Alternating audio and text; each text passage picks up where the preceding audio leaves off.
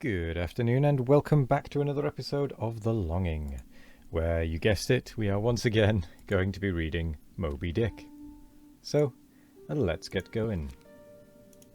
Now this is a particularly long chapter, so we'll just do the 10 minutes and stop. So, here goes. Chapter 54, The Town Ho's Story, as told at the Golden Inn. The Cape of Good Hope, and all the watery region round about there, is much like some noted four corners of a great highway, where you meet more travellers than in any other part. It was not very long after speaking the Goney that another homeward-bound whaleman, the Town Ho, was encountered. The ancient whale cry upon first sighting, a wail from the masthead, still used by whalemen in hunting the famous Galapagos terrapin. She was manned almost wholly by Polynesians. In the short gam that ensued, she gave us strong news of Moby Dick. To some, the general interest in the white whale was now wildly heightened by the circumstance of the Town Ho's story, which seemed obscurely to involve with the whale a certain wondrous inverted visitation of one of those so-called judgments of God, which at times is said to overtake some men.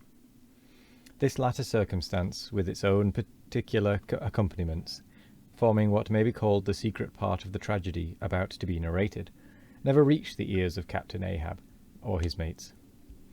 For that secret part of the story was unknown to the captain of the Town Ho himself. It was the private property of 3 Confederate white seamen of that ship, one of whom, it seems, communicated it to Tashtego with Romish injunctions of secrecy. But the following night Tashtego rambled in his sleep, and revealed so much of it in that way, that when he was wakened he could not well withhold the rest. Nevertheless, so potent an influence did this thing have on those seamen in the Pequod who came to the full knowledge of it, and by such a strange delicacy to call it so, were they governed in this matter, that they kept the secret thing amongst themselves, so that it never transpired abaft the Pequod's main mast, interweaving in its proper place this darker thread with the story, as publicly narrated on the ship. The whole of this strange affair I now proceed to put on lasting record. For my humour's sake, I shall preserve the style in which I once narrated it at Lima, to a lounging circle of my Spanish friends, one Saint's Eve, smoking upon the thick gilt-tiled piazza of the Golden Inn. Of those fine cavaliers, the young dons, Pedro and Sebastian, were on the closer terms with me, and hence the interluding questions they occasionally put, and which are duly answered at the time. Some 2 years prior to my first learning the events which I am about rehearsing to you, gentlemen, the Town Ho, sperm whaler of Nantucket, was cruising in your Pacific here, not very many days' sail eastward from the eaves of this good Golden Inn. She was somewhere to the northward of the line. One morning, upon handling the pumps, according to daily usage, it was observed that she made more water in her hold than common. They supposed a swordfish had stabbed her, gentlemen. But the captain having some unusual reason for believing that rare good luck awaited him in those latitudes, and therefore being very averse to quit them, and the leak not being then considered at all dangerous, though, indeed, they could not find it after searching the hold as low down as was possible in rather heavy weather, the ship still continued her cruisings, the mariners working at the pumps at wide and easy intervals, but no good luck came. More days went by, and not only was the leak yet undiscovered, but it sensibly increased, so much so that now, taking some alarm, the captain, making all sail, stood away for the nearest harbour among the islands, there to have his hull hove out and repaired.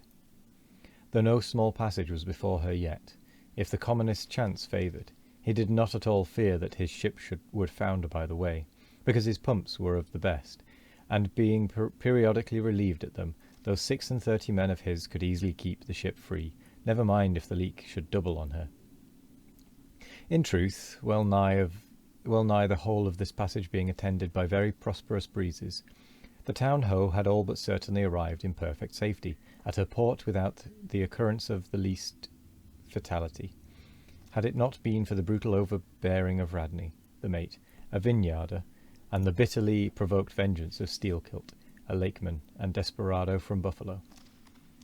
Lakeman, Buffalo. Pray, what is a lakeman, and where is Buffalo? Said Don Sebastian, rising in his swinging mat of grass. On the eastern shore of our Lake Erie, Don. But I crave your courtesy. Maybe you shall soon hear further of all that. Now, gentlemen, in square sail brigs and three-masted ships, well nigh as large and stout as any that ever sailed out of your old Callao to far Manila, this lakeman in the landlocked heart of our America had yet been nurtured by all those agrarian freebooting impressions popularly connected with the open ocean. For in their interflowing aggregate, those grand fresh-water seas of ours, Erie and Ontario and Hurton and Superior and Michigan, possesses an ocean-like expansiveness, with many of the ocean's noblest traits, with many of its rimmed variety of races and of climes. They contain round archipelagos of romantic isles, even as the Polynesian waters do. In large part are shored by two great contrasting nations as the Atlantic is. They furnish long maritime approaches to our numerous territorial colonies from the east, dotted all round their banks. Here and there are frowned upon by batteries, and by the goat-like craggy guns of lofty Mackinaw. They have heard the fleet thunderings of naval victories. At intervals they yield their beaches to wild barbarians, whose red-painted faces flash from out their peltry wigwams, for leagues and leagues are flanked by ancient and unentered forests, where the gaunt pines stand like serried lines of kings in Gothic genealogies. Those same woods harbouring wild Afric beasts of prey, and silken creatures whose exported furs give robes to Tartar emperors. They mirror the paved capitals of Buffalo and Cleveland, as well as Winnebago villages. They float alike the full-rigged merchant ship, the armed cruiser of the state, the steamer, and the beach canoe. They are swept by borean and dismasting blasts, as direful as any that lash the salted wave. They know what shipwrecks are, for out of sight of land, however inland, they have drowned full many a midnight ship with all its shrieking crew. Thus, gentlemen, though an inlander, Steelkilt was wild ocean born, and wild ocean nurtured, as much of an audacious mariner as any. And for Radney, though in his infancy he may have laid him down on the lone Nantucket beach to nurse at his maternal sea, though in after life he had long followed our austere Atlantic and your contemplative Pacific, yet was he quite as vengeful and full of social quarrel as the backwoods seaman, fresh from the latitudes of buckhorn-handled bowie knives. Yet was this Nantucketer a man with some good-hearted traits, and this lakeman a mariner, who, though of a sort of devil indeed, might yet, by inflexible firmness, only tempered by that common decency of human recognition which is the meanest slave's right. Thus treated, this Steelkilt had long retained harmless and docile.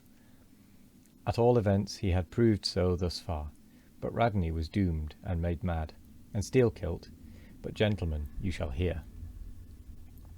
It was not more than a day or two at the furthest after pointing her prow for her island haven, that the town-hose leaks seemed again increasing, but only so as to require an hour or more at the pumps every day.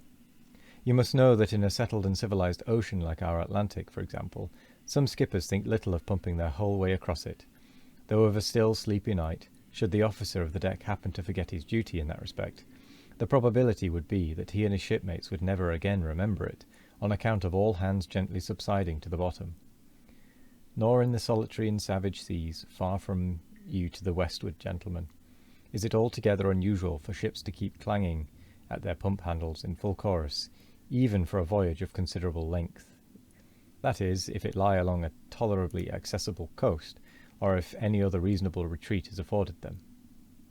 It is only when a leaky vessel is in some very out-of-the-way part of those waters, some really landless latitude, that a captain begins to feel a little anxious. Well, we have pretty much come to the end of the time, so I'm actually going to end it there, because this is a particularly long chapter and will take many episodes. So I will say thank you very much for joining me today. I hope you all have a wonderful morning, evening, afternoon or night. No matter what time of day it is, I hope you have a wonderful one of it. And as always, we will be back tomorrow with more of The Longing. Goodbye.